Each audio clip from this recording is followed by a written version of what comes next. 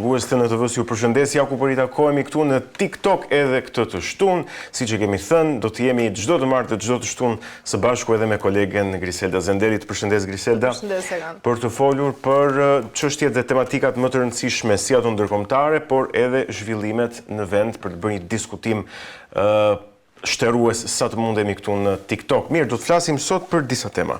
Do të flasim së pari për Sirinë dhe Izraelin nëse janë pranë marrëveshjes.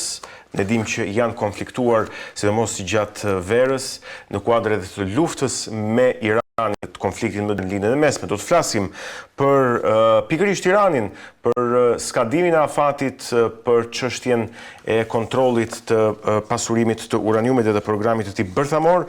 Do të flasim për në çështjen e tretë për Zelenskin, për fjalimin e presidentit të Ukrainës, një fjalim mjaft i fortë duhet thënë në asamblen, në sesionin e 80 Asamblesë Kombeve të Bashkuara, si dhe në fund do të flasim për zhvillimin më të rëndësishëm të ditëve të fundit në vend, që është pikërisht shkarkimi i zotit Veliaj dhe emërimi i zonjës Panasirliu për Bashkinë e Tiranës. Mirë, do ta nisim Griselda atëherë? Do ta nisim së bashku atëherë Egon, se i përket temës parë sigurisht, dhe do ndalemi për ta trajtuar më shumë pra se çfarë ka ndodhur, dhe më pas do të rikthehemi te giftuari, por fillimisht do ta nisim bisedën së bashku. Egon, pyetja ime parë është për ta nisur si është këtë marrëveshje? A është një hap real drejt paqes apo mund të jetë thjesht një armpushim i përkohshëm për të fituar kështu edhe? Flasim për marrëveshjen midis Izraelit dhe Sirisë. Okej. Mendoj që marrëveshja e diskutuar mes Izraelit dhe Sirisë është më shumë një pakt teknik sigurie se sa një marrëveshje e mirëfillt për paqen. Sipas të dërguarit amerikan Tom Barak, palët kanë rënë dakord mbi pikat paraprake që synojnë për atë ulin tensionin, por nuk është diskutuar për çështje më të thella si statusi i territoreve të pushtuara apo po them marrëdhënie diplomatike, të cilat ngelen ende për të diskutuar në të ardhmen. Për ta përfunduar, pra, marrëveshja ka një karakter teknik të garancive të sigurisë për momentin. Qartë, por pse pikërisht tani, pra, cili është interesi që ka Izraeli që të ndalë sulmet ajrore pikërisht në këtë kohë, ashtu si ne dim, pra, se ka patur më shumë se 1000 goditje drejt Sirisë. Është e vërtet, Izraeli ka në harkun e të paktën disa muajve, pra që kur filluan sulmet e drejt për drejt ndaj Damaskut, pastaj kujtojmë këtu çështjen e druzve, ka kryer rreth 1000 goditje ndaj Sirisë. Arsyeja e një ndalje të sulmeve lidhet, po them, me tre faktor, tre pika. Së pari është shmangja e një fronti të ri, duke ditur që Izraeli është i fokusuar në aneksimin e Gazës, në operacionin në Gaza. Së dyti është ulja e presionit ndërkombëtar, duke u përpjekur kështu që të zbus, po themi, kritikat edhe kundërshtit të cilat për hir të së vërtetës janë mjaft të larta prej asaj që po ndodh në Gaza, dhe e treta është një marrëveshje me Sirinë, siç thash, për garancitë e sigurisë, një marrëveshje kufitare që i lejon Izraelit në fakt të fokusohet tek kundërshtari i tij i drejt për drejt në rajon që është Irani, dhe të mos shpërqendrohet. Nga ana tjetër, si e sheh edhe rolin e SBA-s këtu si ndërmjetësues? Patjetër, SBA-ja është ndërmjetësi kryesor sepse ka marrëdhënie të ngushta me Izraelin, domethënë Izraeli veç, po themi kështu, fjalën e Shteteve të Bashkuara të Amerikës dëgjon, sidomos me situatat e fundit në lindjen e mesme.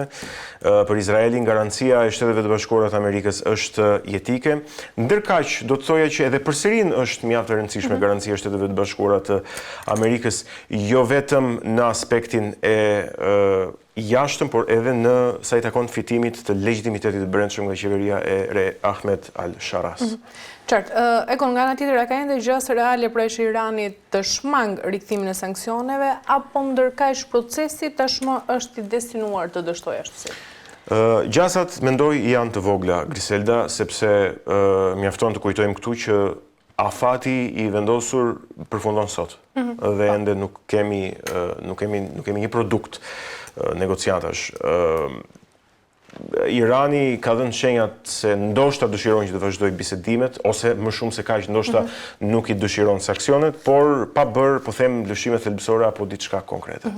Egon, përveç qëndrimit për atë SBA-s ndaj Iranit, kemi pasur edhe presion ashtu si e dim nga ana e Gjermanisë, Francës, Britanisë. Sa të rëndësishëm e ke parë këtë presion? Duhet thënë kjo që në qoftë se SBA është presioni politik, e treshi që quhet, tre vendet, Britania e Madhe, Franca dhe Gjermania, janë mjeti juridik në këto negociata për armët bërthamore, për kapacitetin nuklear të Iranit.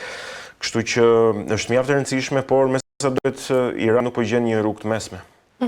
Qartë, mirë, për ta përmbyllur këtu dhe për të kaluar tek e ftuari i radhës, pyetja e fundit, çfarë pengon Iranin të ndërmarrë hapat konkrete për të bindur fushit botërore, pra mungesa e vullnetit apo mund të jenë këto edhe kalkulime strategjike? Po, ndoshta edhe të dyja duhet kemi parasysh që Irani po vjen nga një konflikt 12 ditor me Izraelin në qershor, kur po them, situata ndërkombëtare u tensionua mjaftueshëm. Kështu që pasi konfliktit të tillë, ndoshta është edhe pak e vështirë që më herë të kërkosh lëshime nga Irani. Patjetër është mungesa e vullnetit politik, edhe për shkak të ideologjisë brendshme që udhëheq politikën e Iranit, por nga ana tjetër patjetër edhe kalkulimet strategjike. E qartë, mirë. Ne mbyllim këtu bisedën së bashku, kalojmë tek inserti e pasi rikthehemi për të ftuarin e radhës. Syria dhe Izraeli janë pranë një marrëveshje paraprake për uljen e tensioneve në kufirën e tyre të përbashkët, sipas së dërguarit të posaçëm të SBA për Sirinë, Tom Barak. Lajmi u bë i ditur gjatë punimeve të Asamblesë së Përgjithshme të OKB-s në New York. Sipas Barak, marrëveshja parashikon që Izraeli të ndalë sulme terrore ndaj Sirisë, ndërsa pala siriane do të angazhohet të mos vendos makineri të rënda apo pajisje ushtarake afër kufirit izraelit. Kjo marrëveshje shihet si një hap i parë drejt një marrëveshje më të gjerë sigurie, e cila është aktualisht në proces negociatash. Sipas burimeve diplomatike, Damasku kërkon që përmes kësaj marrëveshje të sigurojë ndalimin e bombardimeve ajrore izraelite dhe tërheqjen e trupave izraelite nga jugu i Sirisë. Megjithatë, negociatat janë ngadalësuar për shkak të festës hebraike Rosh Hashanash që po zhvillohet këtë javë. Mirë, kemi ndjekur insertin dhe sot për diskutuar në mbi këto zhvillime dhe të tjera, kemi të ftuar ekspertin e marrëdhënieve ndërkombëtare, zotin Frymëzim Dauti. Zoti Dauti, ju përshëndesim. Përshëndetje. Përshëndetje, ju faleminderit për ftesën juaj për emisionin e ri. Faleminderit. Ju falenderoj, zoti Dauti, për ta nisur me insertin që sapo dëgjojmë së bashku, dhe pyetja ime e parë se a mund të konsiderohet tërheqja e trupave izraelite nga jugu i Sirisë një fitore strategjike këtu për Damaskun? Po, nëse ajo do të ishte rasti, po nuk është se është rasti. Atë trupat izraelite në jug të Sirisë janë për të mbetur aty, edhe ata do